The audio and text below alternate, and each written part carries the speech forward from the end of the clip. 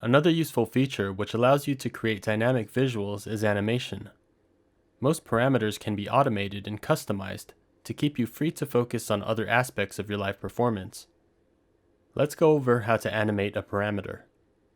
First, let's trigger a clip. This clip is pretty stationary, so let's add some animation to give it more movement. In the clip's transform properties, let's reveal the scale parameters. Notice when I hover above the parameter names, a small arrow appears on the left. Let's click on the arrow of the scale parameter. This is where you'll find the various functions that we can choose to animate parameters with. Click on Timeline. By enabling timeline animation, the scale parameter now functions with its own timeline and in and out points, just like a clip. Various playback modes are also available to use. Let's create a back and forth zoom to add some additional movement to this clip. First, I'll pause the playback of this parameter and bring it back to its initial state of 100% scale.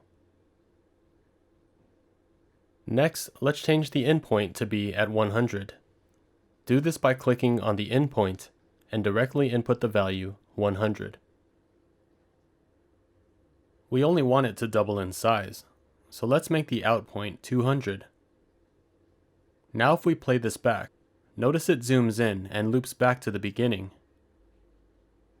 We want it to zoom in and out, so change the loop mode to ping pong. That looks good, but we can make some subtle adjustments to make the animation smoother. We can change how our zoom animates using a feature called envelopes. Click on the small arrow on the scale parameter and select envelope. A simple graph of our animation curve is displayed. If you click on the out point, you can choose from a variety of curves that affect the animation from the Curves drop-down menu. You can also right-click on a point. Have a look at the output monitor to see how the various curve types affect our animation. By adding envelopes to our animation, we now have an interesting bouncy zoom.